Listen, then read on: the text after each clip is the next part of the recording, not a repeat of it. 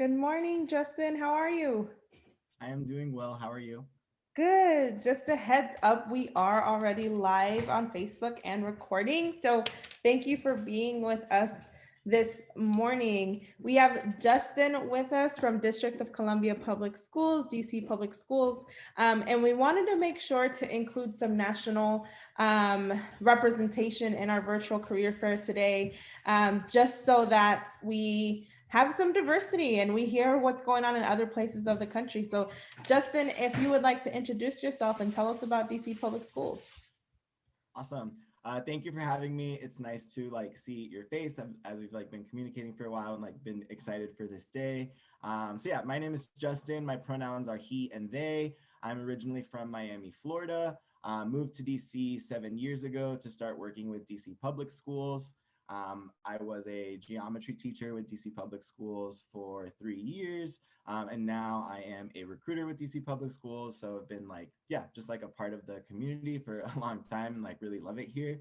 To tell you a little bit more about DCPS and there's a lot of different things that we will talk about today. But yeah, I feel it feels like the right size. It's not too big and not too small. It's a big, it's the nation's capital. It's a big city. It has a lot of resources and structures in place. And you still feel like you know everybody at your school and in your department, across the district. And when you go to professional development days, it's like a little family reunion. You're like, oh, hey, how are things going at your school? And that community feel exists, which I really love. And then once you are in your school community, that community feels very strong too, and students are very proud of the school that they go to and the city that they live in, which I always really love too. And then the last thing that I'll just highlight about the organization to start is that we do put equity at the forefront of what we do. Our values are equity, joy, students first, and so we know that in order for all students to receive the opportunity that they deserve, there's a an appropriate amount of distribution of resources that we need to do, and that conversation is being had at multiple levels throughout your entire time working in the system. So yeah. I love that joy is a part of that as well, because I think that isn't mentioned enough, right? When we're talking about the schooling of kids, it's are they enjoying their experience, right? I really appreciate that. Why should our community members consider your organization as a next part of their journey? Many of our community members are here locally in Kansas City, Missouri area. But some of us are like, hey, maybe I need a new scenery. Why should I consider DC and DC public schools? Yeah, I mean, I when I joined DC Public Schools, it literally was because I wanted to go to DC. That's where I wanted to go, and that's where DC was. And so yeah, I'll start with there's a few things that I want to mention. The first thing is, so today is actually a day off for DC Public Schools. Today in DC is Emancipation Day. And so I'm going to read a tweet from Marcus Batchelor. He was the former Ward 8 State Board of Education representative. DC is divided into 8 different wards. And then he was also a candidate for the Ward 8 Council, but I'll just read his tweet to explain what Emancipation Day is. So on DC Emancipation Day, we celebrate the living legacy of the nation's first freed. 3,000 enslaved Black Washingtonians emancipated on April 16, 1862, 8 months before Lincoln's proclamation and over 3 years before the 13th Amendment. On DC's only city holiday, we also take time to remind the nation that 159 years after that act, DC residents, mostly Black and brown, are still relegated to second-class citizenship through taxation without representation. We still demand freedom. We demand DC statehood. So the political climate in DC is very wrapped up in the history that I just mentioned, right? And working in DC public schools and with DC students, your job as a teacher is a part of fighting against that legacy, and with that legacy of progress too. And so you're just you're in the middle of that. And I think it's important to understand that context of what you are walking into when you come to DC public schools. And that also feels the most motivating factor, because it's yeah, that's just been a driving factor in all of the work that I have done, is to work with that and have conversations with people. And there are equity initiatives that the district is doing. There's collaboratives for male educators of color and female educators of color, and they're all those communities exist within DC public schools to just make sure our students are given the opportunities that they deserve. We have like, as far as like diversity in the teacher workforce, I feel like um, we have like made a lot of progress and we have really like strong results, especially comparatively to other districts, but it's still not in line with like what our student body, like the distribution of our student body. So whereas like 60% of our student population is Black, 50% of our teachers are, 15% of our students are white, 32% of teachers are, 20% of our students are Latinx or Latine, and only 8% of our teachers are. And so really like, as far as making sure that our students see themselves represented in the teacher workforce, especially with our Black and Latinx teachers. That's the gap that we want to make up for, and we want to have as many teachers in front of our students that they can see themselves in. And so I think like that is like definitely a call and a charge to people as well. And then I think the last thing, which is like less inspirational and more logistical, but definitely important to consider, is like the compensation piece. And so a starting salary, like 1 year of experience, is $56,000 a year. And you like first year, depending on your experience, you can make up to like $90,000 a year. Depending on your performance and bonuses, you could be making 6 figures in 4 years. And so like we know that the work of a teacher, like you are doing like a million roles in one, and it is really hard work, and we want you to be compensated like the professional that you are, and we want you to stay here so that you can grow your experience and then just be better and better for our kids like each year. And so the leadership development that is provided, the being able to become like a hybrid role of a teacher and a coach, so you could stay at your school and make more money and develop your leadership experiences, things like that exist. So yeah, I think like that compensation and leadership development piece is really important to mention too.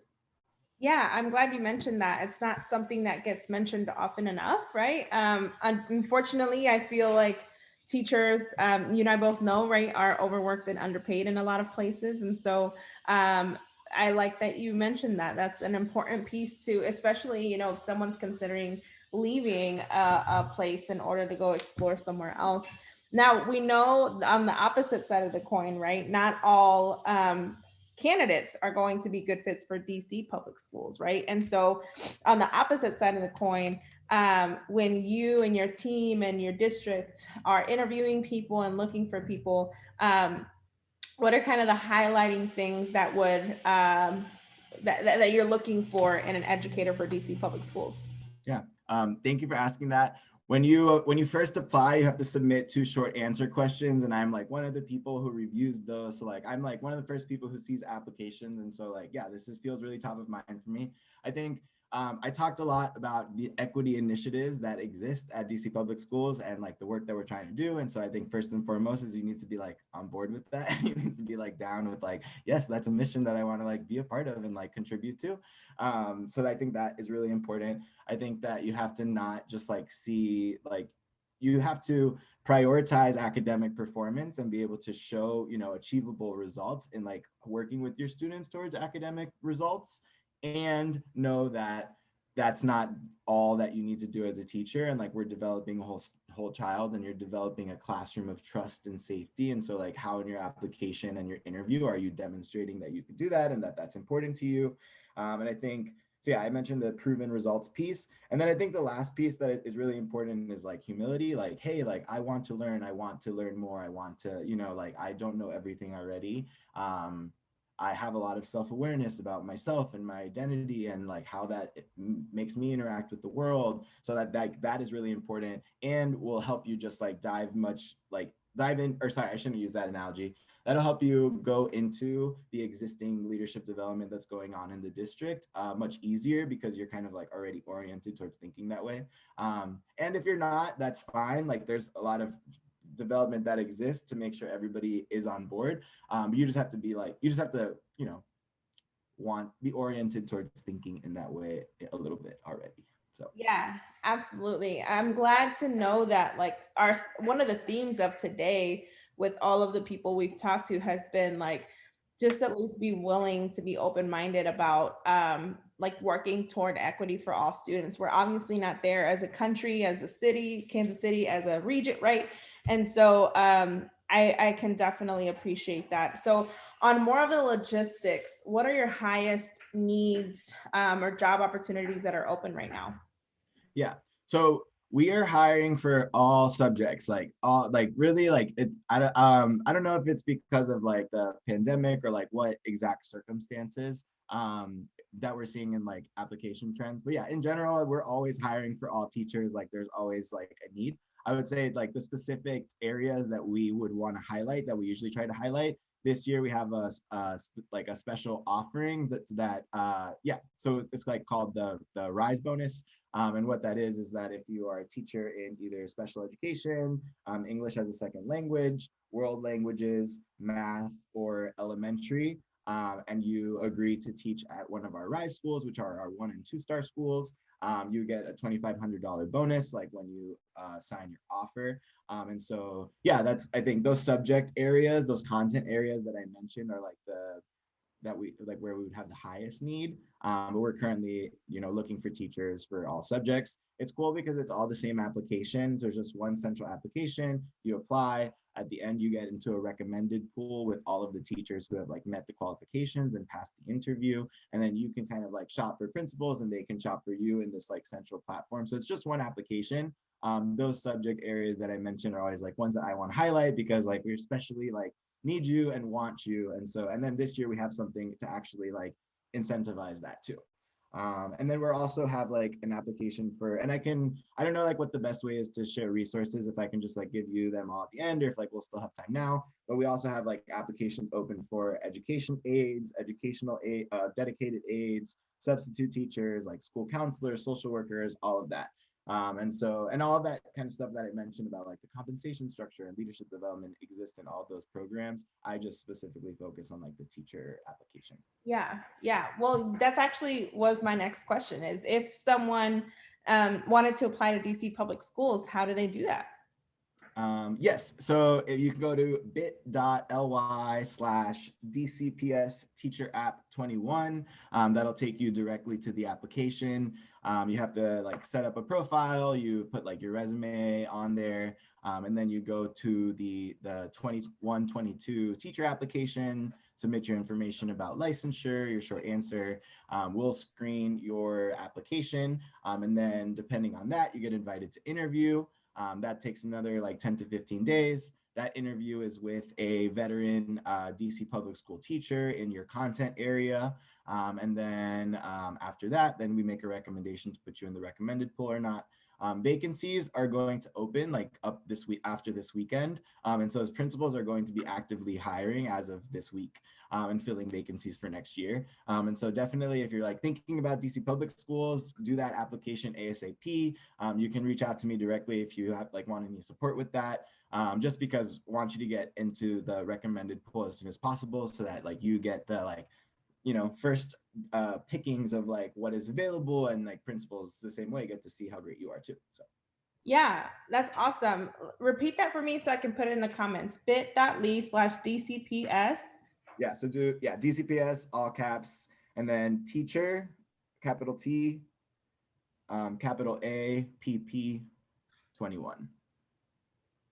Perfect. I will put that in the comments right now. And if you are interested in DC public schools, Kansas City would be sad to see you go if you are from Kansas City, but feel free to use the link that I just put in the chat.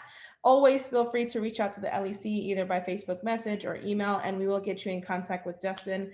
Justin, thank you so much for being with us this morning. Have a good rest of your Friday. Thank you so much. Have a good Friday too. And thank you again, everyone, for listening. Bye. Yes, thanks. Bye, Justin.